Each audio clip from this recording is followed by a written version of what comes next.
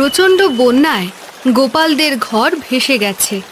তারা কোনো মতে একটা ভেলায় আশ্রয় নিয়েছে। চোখের সামনে ঘরটা একদম বন্যার পানিতে ভেসে গেল। আমাদের কপাল পোড়ালা হয়তো আমাদের পছন্দ করেন না, সেজন্য একটার পর একটা বিপদ আমাদের উপর দেন। এমনিতেই অভাবের মধ্যে দিয়ে যাচ্ছিলাম, তার উপরে এত বড় বিপদ। বাবা, এখন আমরা কি করব? কোথায় থাকবো? তুই কোনো চিন্তা করিস না মা, আমরা তোর কাকার বাড়ির দিকে যাচ্ছি। নবীন কাকার বাড়ির দিকে বাবা? হ্যাঁ, তোর নবীন কাকার ওখানে গিয়ে আশ্রয় নেব।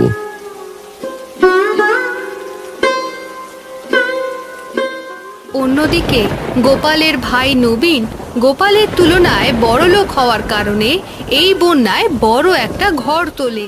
নবীন, বড় বিপদে পড়ে তোদের এখানে এসেছি। বন্যায় আমাদের ঘর ভাসিয়ে নিয়ে গেছে।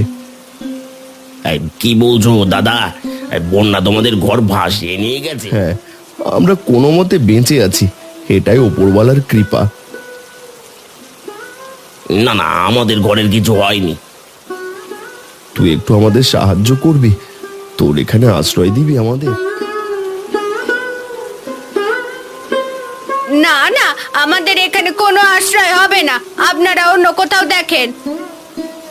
এটা তুমি কি কথা বলছো সরলা? দাদারা এখানে থাকলে কি হবে? আমি বলেছি এখানে থাকতে পারবে না, তার মানে থাকতে পারবে না, তাদেরকে আমরা আশ্রয় দেব না। দাদারা তাহলে এখন কোথায় থাকবে? থাক নবীন, আমরা কোনো না কোনো একটা ব্যবস্থা করে নেব।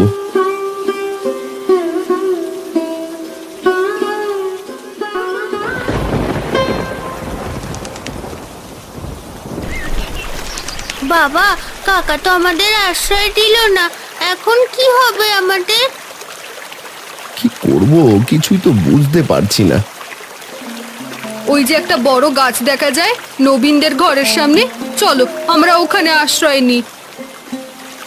ওখানে কিভাবে আশ্রয় নেব? আপাতত ওখানে গিয়ে ভেলাটা বেঁধে ফেলো, না হলে স্রোতে ভেসে যেতে পারে।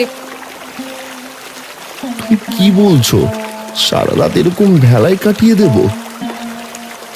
এখন তো আমাদের কাছে আর কোনো উপায় নেই, বন্যার পানি কতদিন থাকে তা তো বলা যায় না। আচ্ছা ঠিক আছে, চলো ওই গাছের সাথে ভেলাটা বেঁধে আজকে ওখানেই থাকি।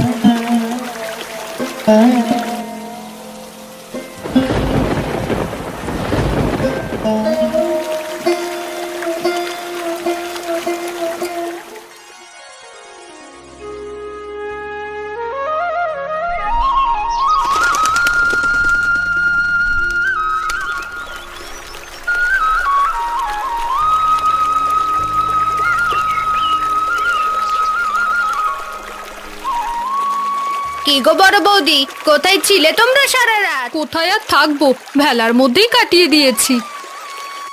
তোমার স্বামী এবং মেয়েকে তো দেখতে পাচ্ছি না, ওরা কোথায় গেল? ওরা অন্য একটা ভেলা নিয়ে ভেসে যাওয়া ঘর দেখতে গেছে। গরিব হলে এই একটা ঝামেলা, ভালোভাবে জীবন কাটানো যায় না। এমনিতে ঘরে আশ্রয় দাওনি, তার উপরে এখন আবার অপমান করছো। তোমরা বাইরে ভালো আছো, এই ঘরে তোমরা থাকতে পারবে না। খাবার কিছু দেবে? মেয়েটাকে কিছু খেতে দিতাম। না না, কোনো খাবার হবে না, এখান থেকে যাও তো, আমার অন্য কাজ আছে।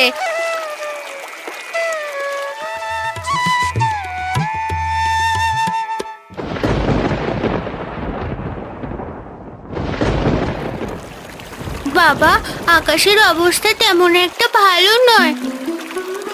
সেটা তো আমিও দেখতে পাচ্ছি, মনে হচ্ছে ঝড় হবে। বাবা, আমাদের তো কোনো ঘর নেই, এবার আমাদের কি হবে? আমার কাছে একটা বুদ্ধি আছে। কি বুদ্ধি বলো তো? এই যে বড় গাছটা, চলো চলো আমরা এই গাছের উপরে উঠে আশ্রয় নিই। এটা তুমি কি বলছো? এখন কিনা গাছে আশ্রয় নেব?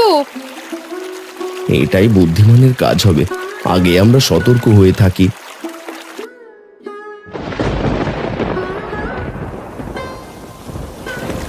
গোপাল পরিবারকে নিয়ে গাছে আশ্রয় নেয়। অন্যদিকে নবীনদের ঘর ভেঙে যায়।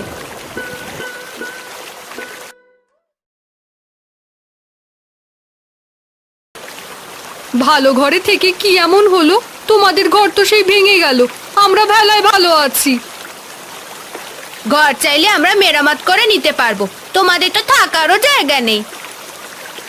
গতকাল রাতে তোমরা তো কষ্ট করলে, আমাদের তো কষ্ট করতে হয়নি। কেন, তোমরা কি করেছিলে?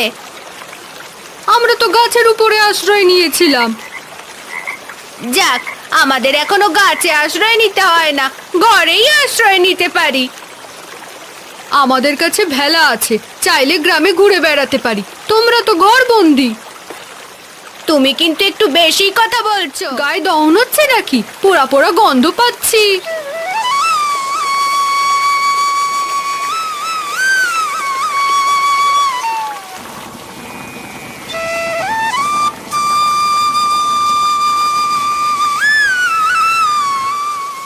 কি হয়েছে? তোমার মুখটা এমন শুকনো কেন? কি হয়েছে বুঝতে পারছো না? তুমি যদি আমাকে না বলো তাহলে আমি কিভাবে বুঝবো? ঘরের কি অবস্থা হয়েছে তোমার চোখে পড়ছে না? তা তো অবশ্যই ঠিক করব, একটু সময় তো লাগবে। শোনো, আর একটা ভেলা বানাবে। আচ্ছা ঠিক আছে, বুঝতে পেরেছি, করে দেব। মনে থাকে যেন। থাকবে থাকবে, তুমি এত চিন্তা করো না।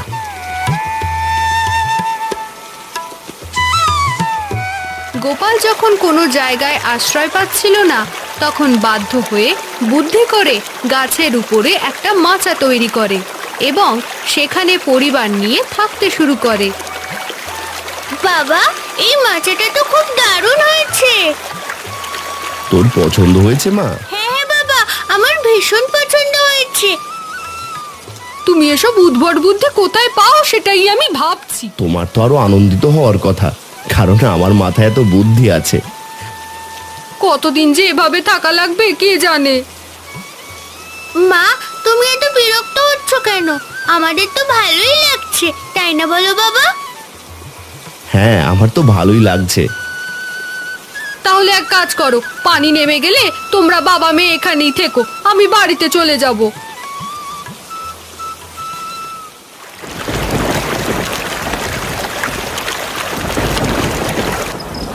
আমার তো প্রচন্ড ভয় করছে। ঘরটা তো মনে হচ্ছে আর টিকবে না, কি করব কিছুই তো বুঝতে পারছি না। তোমার কিছু করতে হবে না, তুমি তোমার ভাইদের কথাই চিন্তা করো। এরকম পরিস্থিতিতে তুমি আমার সাথে ঝগড়া করতে চাও? আমি তো ঝগড়া করতে চাই না, আমি চাই আমার জীবনটা বাঁচুক। তুমি তো বাঁচার কোনো চিন্তাই করছো না। এই ঘরে আর এক মুহূর্ত থাকা ঠিক হবে না, চলো চলো তাড়াতাড়ি বেরিয়ে পড়ি, ঘরটা মনে হচ্ছে মাথায় পড়বে। কোথায় যাবে? হ্যাঁ চলো চলো, ভেলা রাখা আছে, ভেলায় গিয়ে উঠি।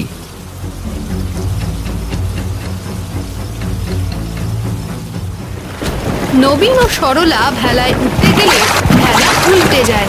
দুজনে বাঁচার জন্য চিৎকার করতে থাকে। মনে হচ্ছে কেউ বিপদে পড়েছে, বাইরে চেঁচামেচির শব্দ শুনতে পাচ্ছি। নবীন আবার বিপদে পড়লো না? হ্যাঁ হ্যাঁ, তুমি ঠিক ধরেছো, আমি তো সরলার গলাও শুনতে পাচ্ছি। তাহলে নিশ্চয়ই ওরা বিপদে পড়েছে। তুমি এখনো এখানে বসে আছো কেন? যাও যাও, ওদেরকে বিপদ থেকে উদ্ধার করো। আচ্ছা আচ্ছা ঠিক আছে, আমি যাচ্ছি, দেখি কি করা যায়। তুমি সাবধানে থেকো।